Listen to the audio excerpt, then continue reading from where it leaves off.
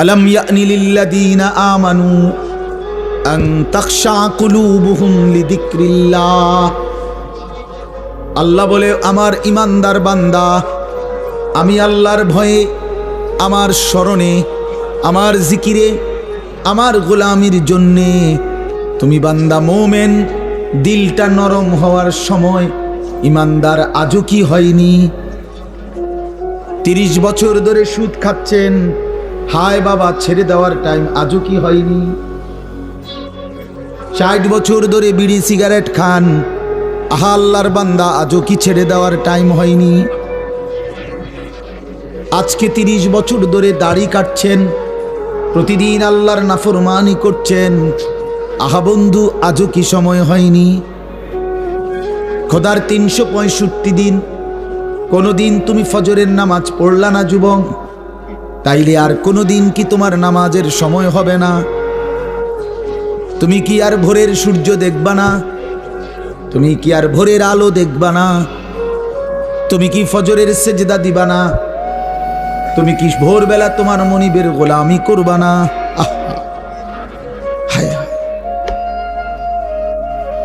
আফাহাসিবতুম আন্নামা খালাকনাকুম আবাথা।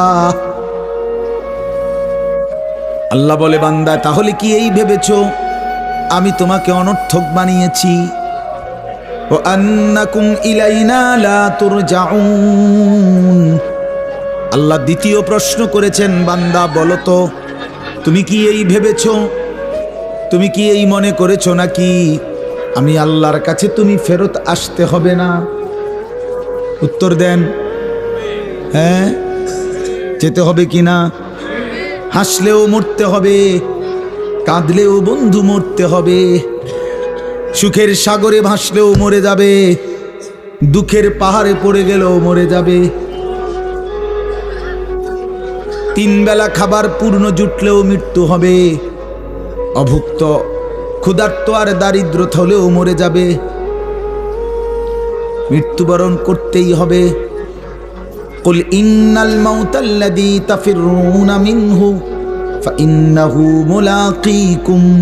আল্লাহ বলে, বন্ধু বলে দেন আমার বান্দারা, মৃত্যু থেকে তোমরা যেখানেই পলায়ন করো না কেন, সে নিশ্চিত তোমাদের সাথে মোলাকাত করবে। ফাইন্নাহু মুলাকীকুম সুম্মা তুরাদ্দুনা ইলা আলিমিল গায়বি ওয়াশ শাহাদা। অতঃপর আল্লাহ বলেন, সবাইকে মৃত্যুর মাধ্যমে প্রকাশ্য এবং গোপন সব কিছু জাননেওয়ালা সত্তা মহান আল্লাহর নিকটেই ফেরত নেওয়া হবে। হবে কিনা? ইলা রাব্বিকা মুনতাহাহা। আল্লাহ বলে, তোমার রবের কাছেই তোমার শেষ ঠিকানা। ইলাইহিল মাসির, তার কাছেই প্রত্যাবর্তন। ইলাইহি তুরজাউন, তার কাছেই ফেরত যাবে। ইলাইহি তুহশারুন, তার কাছেই একত্রিত হবে। বারবার আছে কোরআনে, বারবার বারবার এই কথাটা বারবার আল্লাহ বলছে, এই বান্দা ফিরতেই হবে, ফিরতেই হবে, ফিরতেই হবে। এই বান্দা, আমি ঘুড়ির সুতা ছাড়ছি, আমি রব্বুল আলামিন নাটাই ছাড়ি নাই, সুতা ছাড়ছি, সুতা, নাটাই না, নাটাই আমার হাতে। 60 বছরের সুতা ছেড়ে দিছি, 70 বছরের সুতা ছেড়ে দিছি, 90 বছরের সুতা ছেড়েছি, কিন্তু নাটাই আমার হাতে। ঠিক মুহূর্তে আমি মালাকুল মউত পাঠিয়ে 1 সেকেন্ডেই আমার ঘুড়ি আমার কাছে নিয়ে আসবে।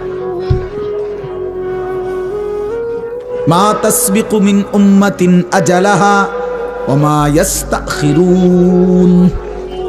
আল্লাহ বলে, কোন জাতি গোষ্ঠী মৃত্যুর সময় 1 সেকেন্ড আগাইতেও পারবে না, পিছাইতেও পারবে না। পারবে কি? ওয়ালান ইউআখিরাল্লাহু নাফসান ইদা জাআ আজালুহা। আল্লাহ বলে, মৃত্যুর সময় যখন এসেই পড়ে তখন কাউকে আর 1 সেকেন্ডের জন্য সুযোগ দেয়া হবে না। ইন্না আজালাল্লাহি ইদা জাআ লা ইউআখার, দেরি করা হবে। চলেন বন্ধু, চলেন ভাবতে শিখি, ভাবতে শিখি। কারোর সাথে ঝগড়ার কারণে কোনো দম খাইছি না, আজ একটা সুযোগ পাইছি, মাইকে সুরে এলাম। বিষয়টা কি এমন না? বাপ কসম আল্লাহর এমন না। রাগের কি আছে? মারামারি ঝগড়াঝাটির তো কিচ্ছু না। অনুভূতি জাগাতে চাই, বিবেক জাগাইতে চাই। নওজওয়ানদেরকেও জাগান, মুরব্বী বাবা চাচা আপনারাও জেগেন, জাগেন। আপনাদের ঘর, আপনাদের পরিবার, আপনাদের স্ত্রী সন্তান, মানুষগুলো নিয়ে যদি সুন্দর হয়, নিজের স্ত্রী, নিজের ছেলে মেয়ে, নিজের জীবন, খোদার কসম বাপ, এই মানুষ যারা, মানে আমি, আমার স্ত্রী, আমার ছেলে মেয়ে, আমার ফ্যামিলি, তাদের দিন, তাদের চরিত্র, তাদের আখলাক, তাদের নামাজ, তাদের বন্দিগি, আল্লাহর কসম এটাই জীবনের সার্থকতা। এটাই জীবনের সারা জিন্দিগির মেহনতের, পরিশ্রমের সফলতা। সারা জীবন পরিশ্রম করে 60 বছরে আমি শুধু খাট পালং সোফার ফার্নিচার বানাইলাম, আসবাবপত্র আর গহনা বানাইলাম, ইট বালু আর সিমেন্ট আর টাইলসের মেহনতি করে গেলাম, এটা তেমন উল্লেখযোগ্য কিছুই হলো না। পরবর্তী আপনার ইন্তেকালের পরে 20 বছরের ব্যবধানে একটা ফার্নিচারও আমনের টিক ঘরে থাকতো। এই সোফা পৃথিবীর সবচেয়ে দামি কাঠ দিয়া বানাইলেও বন্ধু আমার, বাপ আমার, আপনার মৃত্যুর 20 বছরের ভিতরে আপনার জেনারেশন, ছেলে মেয়ে, নাতি নাতনি, কেউ এগুলো রাখবে না।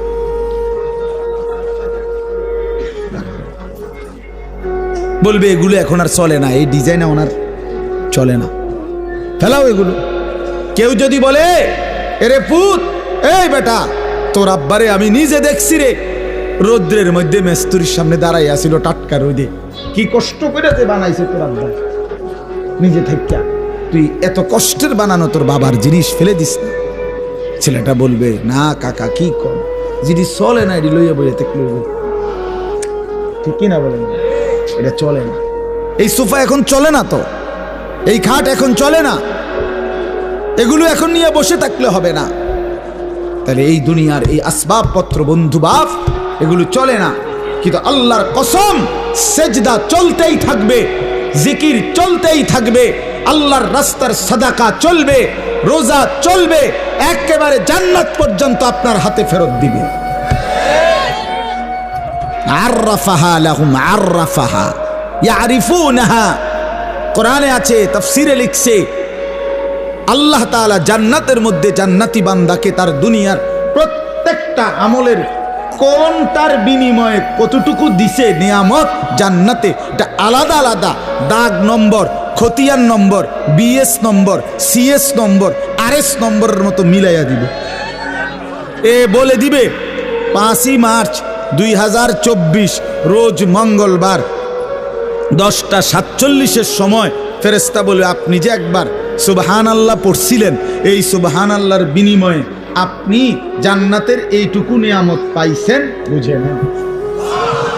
এইটা আবার আলাদা দিবে, এই যে অঙ্কারটা, অন্য আরেকটা সুবহানাল্লাহ কইছেন আলাদা, এই প্যাকেট আলাদা। আররাফাহা লাহুম ইয়ারিফুনাহা, সে চিনবে তার কোন নিয়ামতের পুরস্কার, ফজরের কোনটা, জোহরের কোনটা, আসরের কোনটা, মাগরিবের কোনটা, ইশার কোনটা, শনিবারের কোনটা, রবিবারের কোনটা। হ্যাঁ, আমরা তো বেকুব না মিয়া, বেকুব দেখে নামাজ পড়ি, ব্যাপারটা এমন না। ওলামায়ে কেরাম বেকুব মনে করেন নাম নেই, যে বেকুবের কারণে বড়া 8-10,000 তেল হইয়া বইয়া রইছে, বেকুবের কারণে।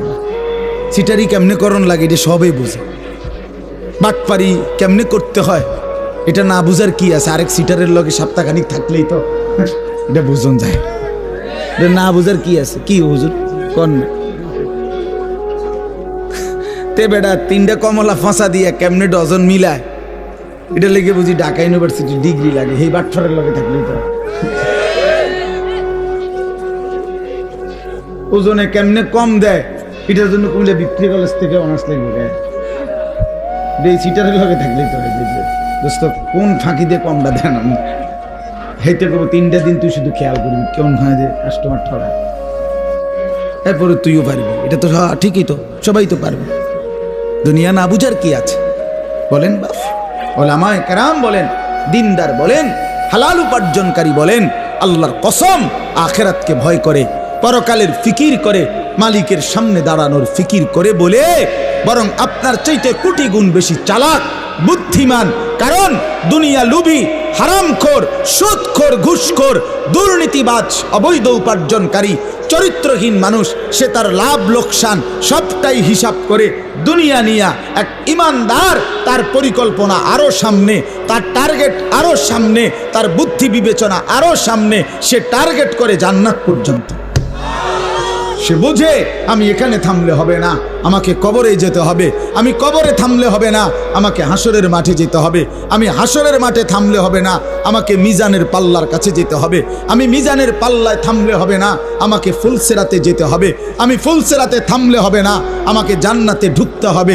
যেদিন জান্নাতে ঢুকবে সেদিন ইমানদার বলবে, ওয়াকালুল হামদুলিল্লাহিল্লাযী আযহাবা আন্নাল হাযান ইন্না রাব্বানা লাগাফুরুন শাকুর। আল্লাহ বলেন, জান্নাতি জান্নাতে ঢুকে বলবে, আল্লাহ আপনার প্রশংসা, আজকে গিয়ে জিন্দেগীর সব পেরেশানি দূর হলো। ওয়াকালুল হামদুলিল্লাহিল্লাযী আযহাবা আন্নাল হাযান, চিন্তা সব দূর হয়ে গেল। قالوا الحمد لله الذي صدقنا وعده وأورثنا الأرض نتبوأ من الجنة سبحان الله حيث نشاء। এই তৃপ্ত হবে সেদিন, জান্নাতে যাবে দিন। এজন্য টার্গেট তো জিন্দেগীর, জীবনের টার্গেট তো ওই পর্যন্ত। বাস এখানে থেমে গেলে হবে না যুবক ভাই, এখানে থামলে হবে না। শুধু এই নারীর পিছনে শেষ হলে হবে না বন্ধু, তোমাকে আরো সামনে যেতে হবে। শুধু এক নারী, এক মোবাইল, এক ছবি, এক নর্তকী, আল্লাহর কসম বন্ধু, এখানেই তোমার শেষ না, আরো যেতে হবে তোমাকে। তুমি চাইলেও যেতে হবে, না চাইলেও যেতে হবে। হাসরের ময়দানে তুমি দাঁড়াইতেই হবে, ফুলসিরাত তোমাকে পার হইতে হবে। তুমি না চাইলে ফেরেশতা তোমার ধাক্কাইয়া সামনে নেবে, যা বেটা, ধাক্কাইতে ধাক্কাইতে নেবে, জাহান্নামে ছুঁড়ে মারবে। ইয়াসলাহা মাদমুমান মাদহুরা, কোরআনে আল্লাহ বলছে জাহান্নামীকে বেইজ্জতি করে, লাঞ্ছিত করে, অপদস্থ করে এরপরে ধাক্কা দিতে দিতে জাহান্নামের দিকে ঠেলে নেওয়া হবে। কোরআনুল কারীমে আছে, ওয়ায়ুহশারু আদাউল্লাহি ইলান নার ফাহুম ইউজাউন। এই শব্দের দুই অর্থ। এক অর্থ এটাও যে জাহান্নামীদেরকে আল্লাহ বলেন ধাক্কা দিতে দিতে, লাথি দিতে দিতে জাহান্নামের দিকে ফেরেশতারা নেবে।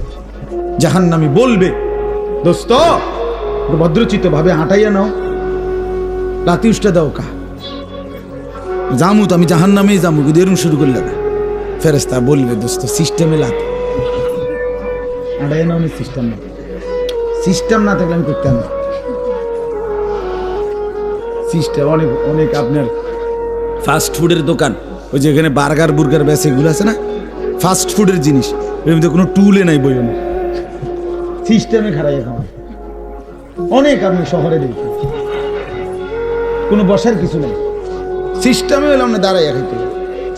আমি একবার বাংলাদেশের একটা 5 স্টার হোটেলে গেছিলাম, একবার জীবনে। আমার বিশেষ একটা আলেমদের সেমিনার হয়েছিল, পরে ওই 5 স্টার হোটেলে গিয়ে খানার টাইমে, খানার জন্য গেছি যেখানে বড় রুম, ওইখানে কইল যে খানা কো, আমি কইলাম টেবিল কই, সাইডে দিয়ে শুধু কত দিয়ে টুল আছে, আরে এরকম লম্বা, আর ওইখানে যেখানে তারা খানা রেডি করে রাখছে, ওখান থেকে গিয়া দাঁড়াইয়া কই তুইব, ওখানে তারা দিলে ওই থেকে নিজে হাতে করে আইন না, তারপরে আমি আমার সোজা আমি কান্দে করে আনতে। এই জন্য বললাম সিস্টেমে লাথি, সিস্টেমে ধাক্কা। আল্লাহ আমাদেরকে মাফ করে দেন। আমি বন্ধু ফিরাইতে চাচ্ছি আপনাদেরকে, এটা বুঝাইতে চাইলাম, দয়া করে হায়াতের কদর করেন, নিজের জীবনে রহম করেন। বাস্তবিক কথা তো এটাই যে এই মুহূর্তে আসলেই সারা পৃথিবীর লক্ষ কোটি মুসলমান মুমিনের কাছে একটাই অপেক্ষা, একটাই অনুভূতি, মাহে রমজান। মাহে রমজান ব্যতীত অন্য কোনো আকাঙ্ক্ষা, স্বপ্ন, পরিকল্পনা বলতেই নেই। সবার জবানে এক উচ্চারণ, রমজান। রমজানের আগে, রমজানের পরে, রমজানের মাঝে, রমজানের শুরুতে, মানে যে কোনো কথাই বলে এটারে সাথে নিবে, ঠিক না? সেটাই মনে হয়। রমজানের আগে খালি নেই, রমজানের পরে আবার ডেট দিন। আমি আমার কথা বলতে, রমজানের আগে আজ ঝামেলা করেন না, মানে হ্যাঁ, সব কিছু এখন এই আগে পরে রমজান।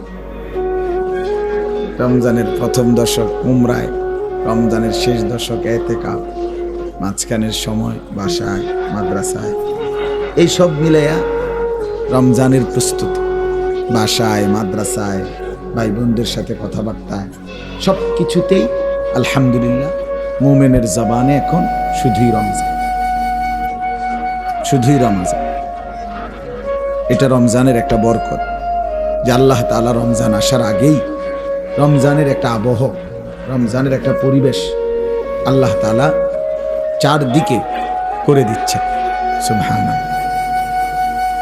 এবং যেই কোনো মুসলমান দেখবেন, আপনি যদি বিবেকবান হন, উপলব্ধি করবেন যে যখনই চাঁদ ওঠে মনে হয় যেন ভিন্ন একটা বাতাস গায়ে বয়। আজীব, এটা আমি তো আলহামদুলিল্লাহ অনেকবার অনুভব করছি। রমজানের চাঁদ উঠলেই মনে হয় যেন আল্লাহ তাআলার রহমের চাদর, রহমের বাতাস বইতে শুরু করছে।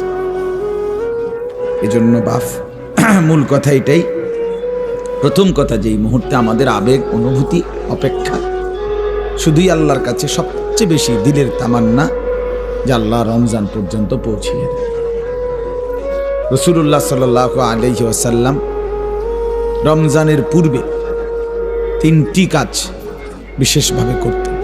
1, 2 মাস দোয়া করতেন রমজানের জন্য। তুমি এটা খুঁড়ু খুঁড়ু করো না বেটা, বুট টুট, রাত বাজে 11টা, আমি বুট খাও, ভাত খেবে কোন সময়? কি রে ভাই, এত রাইতে যদি বুটে খাও তো ভাত খেবে কোন রাইতে? কেউ বুট বাদাম খাবেন না, খাইও না বাপ, চুপচাপ শুনো না, ঠিক আছে না? ইনশাআল্লাহ তাকায় থাকো, যাই বুঝো। দেখেন, এটা আমি একটু গুরুত্ব বেশি দিই। এই মোবাইল টিপলে, বুট বাদাম খাইলে, সদর বদর করলে আমার ভালো লাগে না। আমি এটা বলতে পারি না আর কি। ছাত্র, আমি শিক্ষকতার জীবনেও, ছাত্র ক্লাসেও আলহামদুলিল্লাহ নাক খাইলেও আমার পড়াই না, মানে বলতে পারি না। এটা একটা বিষয় যে আমার কথা হলো মনোযোগ খুব বেশি উপকারী। যে আন্তরিক, দরদি, আগ্রহী, একাগ্রতা নিশ্চিত ধরে নেন তার পরিবর্তন হয়ই হয়, সে বদলায় যায়। এটাই বাস্তবতা, এটাই বাস্তব। ওয়াহদি ইলাইহি মান ইউনীব, কোরআনুল কারীম আল্লাহ বলছেন, যে আমার দিকে ঝুঁকে আসে আমি তাকে হেদায়েত দিয়ে থাকি, হেদায়েত দিয়ে থাকি। মান ইউনীব, ইনাবাত, ঝুঁকে আসা, আল্লাহর দিকে আসা, যেন আল্লাহর দিকে আগাইতে হয়, আগাইতে হয়। কোরআনুল কারীম আল্লাহ বলছে, ফি যালিকা ফালিয়াতানাফাসিল মুতানাফিসুন, জান্নাতের নিয়ামত অর্জনের জন্য তোমাদের প্রতিযোগিতা করা উচিত। পরস্পর প্রতিযোগিতা মানে হলো এগিয়ে যাওয়ার চেষ্টা, অন্যকে ডিঙ্গাইয়া আমি সামনে যাব, এটাই তো প্রতিযোগিতা। আল্লাহ বলছেন এটা উচিত জান্নাতের জন্য। আল্লাহ তাআলা বলছেন ফাস্তাবিকুল খায়রাত, আল্লাহ তাআলা বলেন নেক অর্জনে, কল্যাণ অর্জনের জন্য, নেকি অর্জনের জন্য প্রতিযোগিতা করো। ফাস্তাবিকু, প্রতিযোগিতা করো। সূরা ইউসুফের মধ্যে আছে ইন্না নাস্তাবি, ভাইরা 10 ভাইরা বলছে আমরা দৌড়ের প্রতিযোগিতা করছি। তো প্রতিযোগিতা করো মানে এগিয়ে যাওয়ার চেষ্টা। এই জন্য সব সময় এটা খেয়াল, ছোট বড়, বিশেষ করে যুবক ভাই, মাঝ বয়সী, যেই বুঝেন এটা উচিত বাপ বুঝা। দিলের মধ্যে একটা প্রচন্ড আগ্রহ ছাড়া, উদ্দীপনা ছাড়া পৃথিবীতেও, আখেরাতের লাইনেও, দুনিয়ার লাইনেও সফলতা আসে না। দুনিয়ার যত শিল্পপতি, পয়সাওয়ালা, অথবা কোনো পদ পদবীর অধিকারী, সেও দিবা নিশি বহু রাত বহু দিন তার লাইনে তাকে অনেক বেশি মেহনত করতে হয়েছে। সৎ অসৎ পরের কথা, মানে সফলতার জন্য মেহনত জরুরি, নিরবচ্ছিন্ন অধ্যবসায় ধারাবাহিক মেহনত জরুরি। আখিরাতের লাইনেও যারা আল্লাহর নেক বান্দা, আল্লাহর ওলি, আল্লাহর প্রিয় বান্দা, প্রত্যেকেই খুব বেশি পরিমাণ ইবাদত আমলে মেহনত করছেন, রাত দিন বিনিময়ে তার আল্লাহর প্রিয় পাত্র হয়েছে। অতএব এই ধারাবাহিক মেহনত, অব্যাহত প্রচেষ্টা মানুষকে মঞ্জিলে, কাঙ্ক্ষিত গন্তব্যে পৌঁছায়, কাঙ্ক্ষিত গন্তব্যে পৌঁছায়। এই জন্য এটা জরুরি। যত ছেলে পেলে নারী পুরুষ দেখবেন গাফেল, এই ফালতুদেরকে দিয়ে কোনো কাজ হয় না, দুনিয়ারও না আখেরাতেও। যে সমস্ত ছেলে পেলে এই বসে বসে মোবাইল টিপে নারীর নাচ গান জিনা ব্যভিচারের দৃশ্য, সমবয়সী বন্ধুদের সাথে ঘন্টার পর ঘন্টা আড্ডা দিতেছে, এই নিজের চুল নিজে ফিরায়, জেন দিয়া মুতে ধরে হেন্দা মুতে দেয়, কি পাগল ছাগল, বুঝেন না কথা? যে কোনো বেড়ি দেখছে এটার ফিসে ফিসে হাঁটতে আছে, প্রতিবন্ধী আর কি, তার সিরা মাথা কি লেগা হাসে, ও কইতারে না, নিজে নিজে মোবাইলের সামনে ছবি উড়ায়, আবার হাসে, খাইতে হয়, শীত হয়, আহ প্রতিবন্ধী পাগল মাতাল। লাআমরুকা ইন্নাহুম লাফি সাকরাতিহিম ইয়ামাহুন। আল্লাহ কোরআনে বলছে, বন্ধু আপনার হায়াতের কসম, নাফরমানরা তাদের নেশায় মত্ত, নাফরমানিতে মত্ত মাতাল। কোরআনে নবীজিকে আল্লাহ বলছে, আপনার জিন্দেগির কসম বন্ধু, ইন্নাহুম লাফি সাকরাতিহিম ইয়ামাহুন, তারা তাদের মাতলামিতে ডুবে আছে, নেশায় মত্ত হয়ে আছে। এজন্য আল্লাহ বলছে এরা মাতাল, এরা মাতাল, এরা নেশায় আছে, যাদের জীবনে কোনো ইবাদত নেই, বন্দিগি নেই, আত্মসম্মান আত্মপরিচয় নেই। কেন আসলাম, কোত্থেকে আসলাম, কে পাঠাইলো, কেন পাঠাইলো, করছিটা কি, উচিত কি, যাব কোথায়, ফিরবো কোথায়, কে জানে কোত্থেকে আসছি, কে জানে কেন আসছি। আফাহাসিবতুম আন্নামা খালাকনাকুম আবাসান। আল্লাহ জিজ্ঞেস করছে, বান্দা কি ব্যাপার, তুমি কি এই ভেবেছ যে আমি আল্লাহ তোমাকে অনর্থক বানিয়েছি, কোনো উদ্দেশ্য নেই আমার? কেমনে ভাবলা বান্দা? 9 মাস মায়ের পেটে রেখে অন্ধকারের ভেতরে আমি তিল তিল করে নিজের হাতে যত্ন করে তোমাকে সাজিয়েছি। আমি তো সেই আল্লাহ, যে আল্লাহ কোন বললেই হয়ে যায়, 1 সেকেন্ডে হয়ে যাওয়ার কথা, সেই তোমাকে আমি 1 সেকেন্ডে না বানিয়ে 9 মাস লাগাইছি। কি পরিমাণ যত্ন নিছি, কি পরিমাণ সাজিয়েছি। ওয়ালাকাদ খালাকনাকুম সুম্মা সাব্বারনাকুম, কোরআনের আয়াত। আল্লাহ বলে, আমি তোমাদেরকে বানিয়েছি, আমি তোমাদেরকে সাজিয়েছি, তাসবীর দিয়েছি। ফি আইয়ি সূরাতিন মা শাআ রাক্কাবা, আমি যেমন আকৃতি, যেমন চেহারা, আল্লাহ বলেন সেটা আমি আমার পছন্দ মতো ড্রয়িং করেছি, ডিজাইন করেছি, সাজিয়েছি। এত যত্ন, 9 মাস বিনিময়ে তুমি, ভাই আপনারা নিচে বসেন, ওই যে ওখানে বসেন, মেয়ে মোটরসাইকেল, এবার কোন স্টাইল এটা?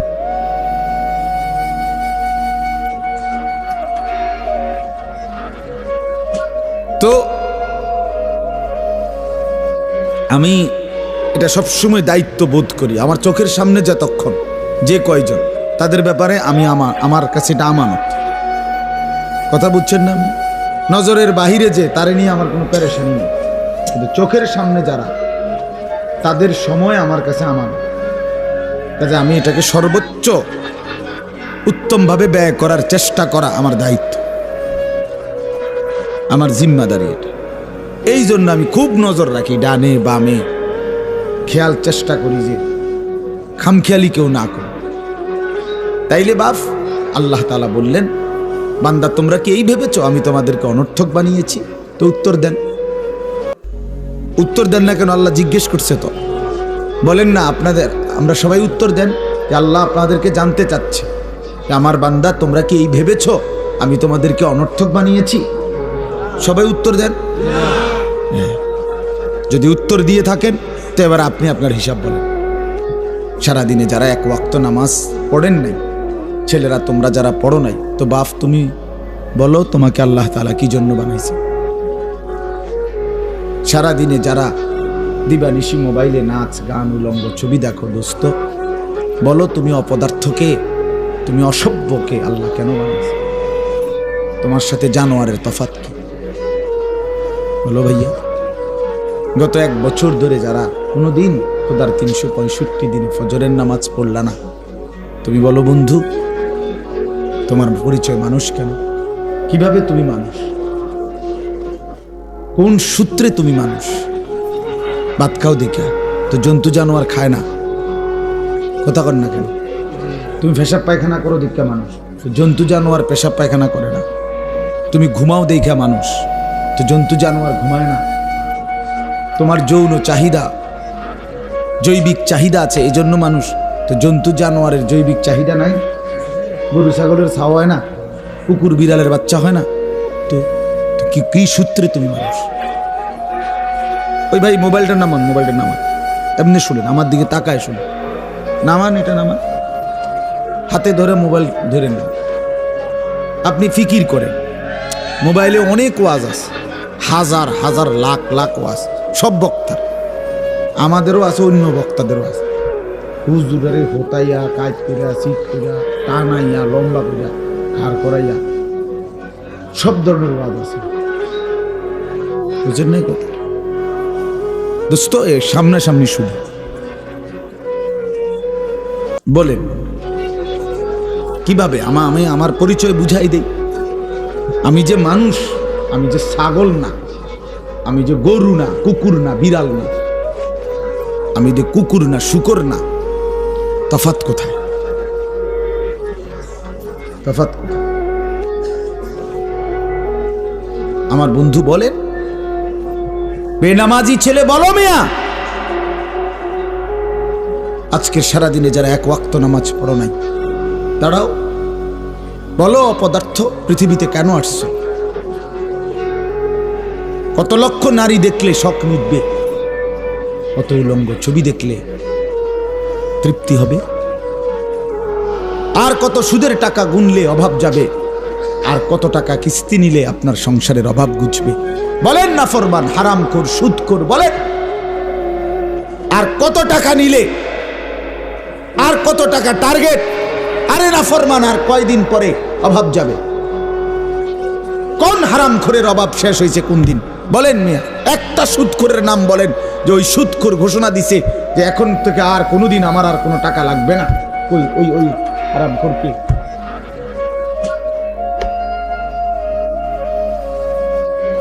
নবী সাল্লাল্লাহু আলাইহি ওয়াসাল্লাম বলছেন, লা ইয়ামলাউ জাওফু ইবনু আদামা ইল্লা তুরাব, বনি আদমের পেট ভরবে না কোনোদিন কবরের মাটি ঢোকা পর্যন্ত। মানুষের চাহিদা শেষ হবে না। দুনিয়া রাক্ষসের নাম বন্ধু, এই রাক্ষস শুধু গিলে খায় আবার হা করে, সেকেন্ডের ভিতরে ইউটার্ন করে, মানে হা করে আবার। দুনিয়া এক অতৃপ্ত। এই জন্য বাপ খামখেয়ালি করে উড়াই দিও না। ছেলেরা একজন আরেকজন হাসে উড়াই দিও। যদি মনে করো তোমার কর্তব্য মনে করাই দিলাম, তোমার নিজের পরিণতি পরিচয় তোমাকে তুলে ধরলাম, তবুও তোমার হাসি আসে, তো বাস্তবিক অর্থেই তুমি মানসিক ডাক্তার, পাগলের ডাক্তার দেখানো উচিত। কারণ তোমার বিবেক বলতে কিছু নেই। তুমি তো অনুভূতি শূন্য, তুমি তো আর আলো চেনো না, অন্ধকারও চেনো, তুমি ফেসাবও চেনো না, পানিও চেনো না, তুমি নাপাকও চেনো না, পাকও চেনো না। তো এরে তো পাগল কয়। যে পাগল সে তো ফেসাবেও হাত দেয়, পানিতেও হাত দেয়, ঠিক কি না বলেন না কেন? সে তো নিজে নিজে কখনো হাসে, কখনো কাঁদে। আত্মপরিচয় অনেক বড় সম্পদ। নিজেকে চিনা দোস্ত আমার অনেক বড় নেয়ামত। আত্মসম্মান, আত্মমর্যাদা, নিজের একটা ওয়েট আছে, আমার একটা আত্মসম্মান আছে। আমি ফালতু না, আমি ফালতু মানুষের ছেলেও না, আমি ফালতু না। আমার একটা সুনির্দিষ্ট গন্তব্য আছে। আমি জানতেন কারো কথায় যে কোনো কেউ হাত ধরবে আমি চলে যাব, না না, এটা তো মুসলমান। যে কোনো কেউ একটা মোবাইল দিবে, ফেসবুকে একটা ডিজাইন দিবে চুলের, আমি এটা রাখবো। আমি খবর নিতে হবে না এটা কি মুসলমান না কাফের, না ইয়াহুদি, না খ্রিস্টান, না হিন্দু, না বৌদ্ধ, না নাফিদ।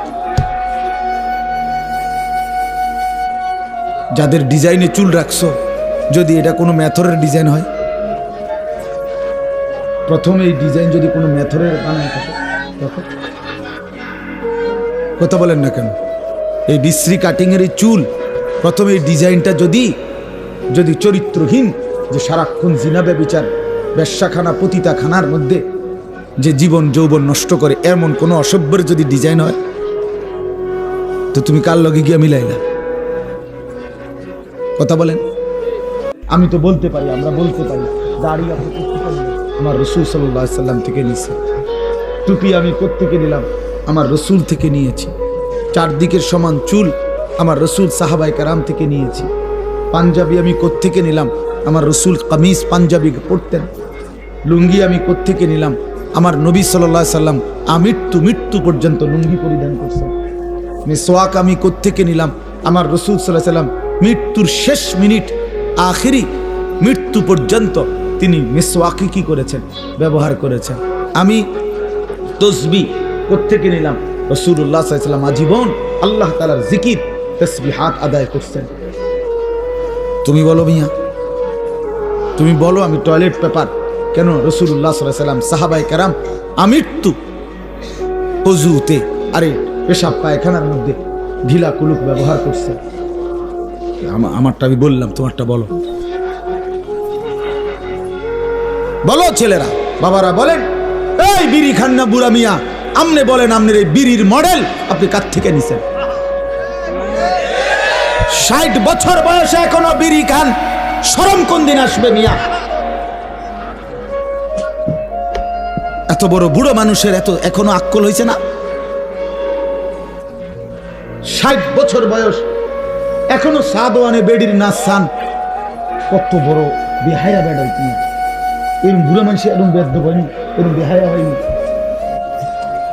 হ্যাঁ, আপনি রাগ হইয়েন না, যার দোষ নাই তার রাগ হইবেন কেন? আর যে অপরাধী, আপনি রাগ হইলে আমার অসুবিধা কি? কথা বলেন না কেন? আপনি রাগ হবেন কেন? আপনি 60 বছর বয়সেও এই অসভ্য অভ্যাস ছাড়বেন না কেন? 60 বছরের মুসলমান কেমনে এখনো কথা বলতে আগ করলে গালি দেয় কেমনে? গালি লইয়া কথা কয় কেমনে? কথা কন না, মুসলমান না? 60 বছরের চাচা আপনি আজও সুদ খান, এখনো কিস্তি লন মিয়া।